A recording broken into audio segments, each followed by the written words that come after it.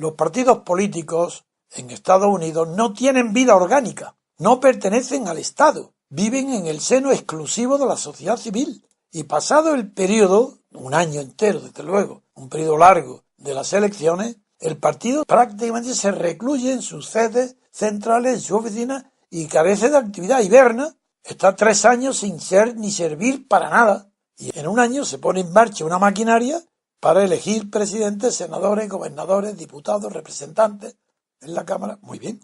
Entonces, claro, trasladar ese sistema pidiendo primaria en Europa. ¿Pero sabéis el origen de las primarias de Estados Unidos? Primero, no lo conocéis. Segundo, ¿sabéis por qué tienen sentido allí y aquí carecen de sentido? No lo sabéis. Pues lo explicaré. Primero, el origen de las primarias. Las primarias de Estados Unidos hoy están de moda porque han empezado ayer en Iowa. Te aprovecho para decir que para Hillary Clinton un fracaso total, porque un empate técnico con Sanders, el rival, pues eso es un fracaso de Hillary Clinton.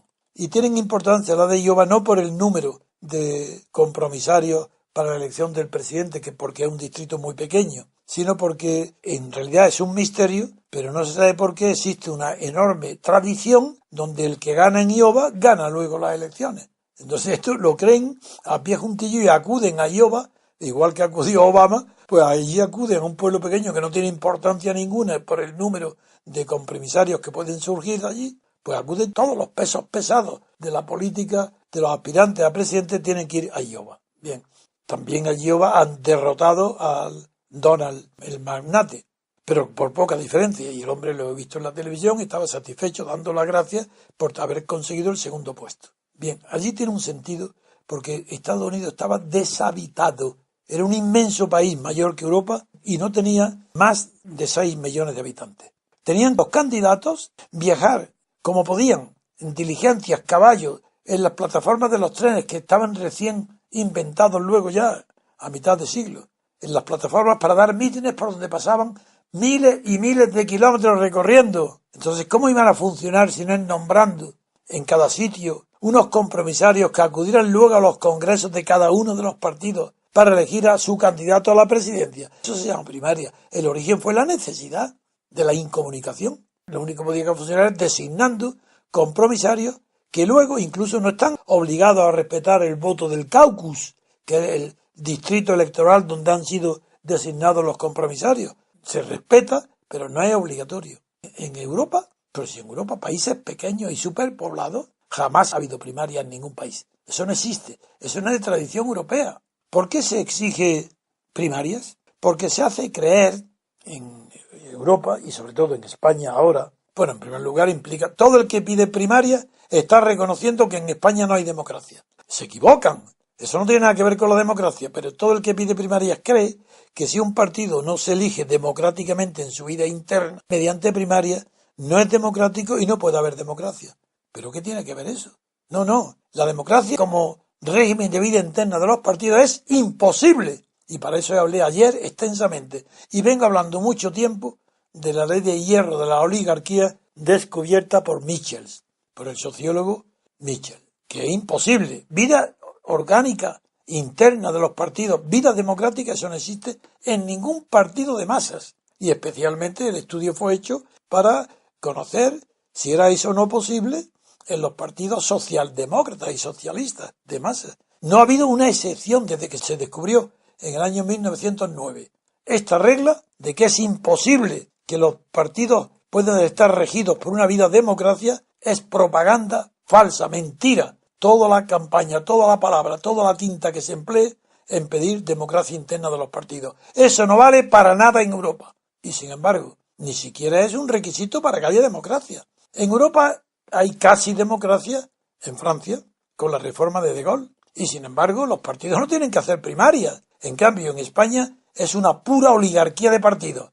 Y todos piden o hacen primarias. Pero ¿no os dais cuenta que es una mentira añadida a otra? La mentira es que en España no hay democracia. La mentira añadida es que habría democracia si todos los partidos hicieran elecciones primarias. Eso es otra mentira, porque, en primer lugar, toda elección primaria requiere que el aparato dirigente del partido, es decir, la oligarquía interna que dirige el partido, apruebe que haya unas primarias. Y él es el que da paso a uno o dos candidatos, elige.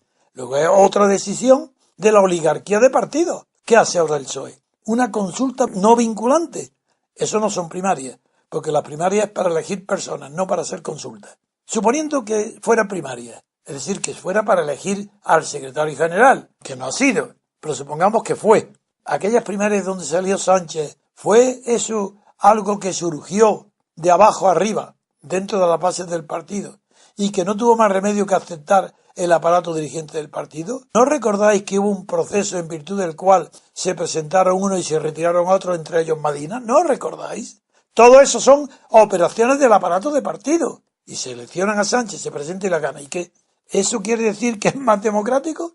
Si es el aparato del partido el que ha hecho la selección. Si la base del partido ya no pinta ni corta, vota a lo que hay, a lo que el aparato ha dicho, a la oligarquía del aparato, que es el que tiene el poder absoluto interno del partido, puede hacer primarias cuando le dé gana. Y el elegido en las primarias hará lo que el aparato diga, salvo que haya unas situaciones de fundación del partido o renovación, como pasó después de la muerte de Franco, con el Partido Socialista Obrero Español, que estaba en el extranjero en Llopis, y un golpe de Estado de un grupo del clan sevillano, de Felipe y de Yáñez y Chávez y Griñán. Estos dan un golpe para apoderarse del Partido Socialista del Exterior, que estaba en Toulouse, dirigido por Llopis.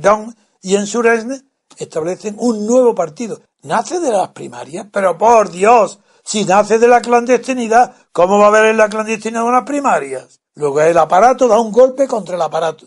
Engaña con unos votos pagados con el dinero que le daba, y ellos lo hicieron figurar como si fueran cotizaciones la socialdemocracia alemana. Bien, eso primarias, nada. Y sigue el PSOE sin que haya primarias nunca, porque no hay iniciativa, nadie puede presentarse él solo, como pasa en Estados Unidos.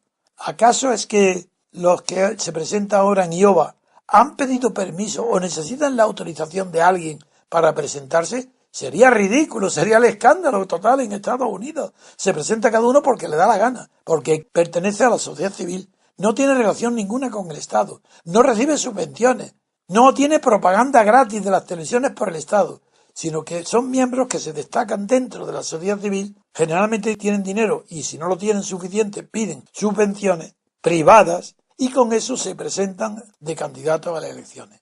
Eso es en Estados Unidos, en España no. En España todo partido, por definición, es estatal, es decir, no tiene nada que ver con la sociedad civil. Luego, toda elección primaria que se haga en España no implica más que dentro de un partido estatal, que en el fondo son partidos de funcionarios, porque todo lo estatal no tiene más sentido funcional y naturaleza que la propia de un funcionario.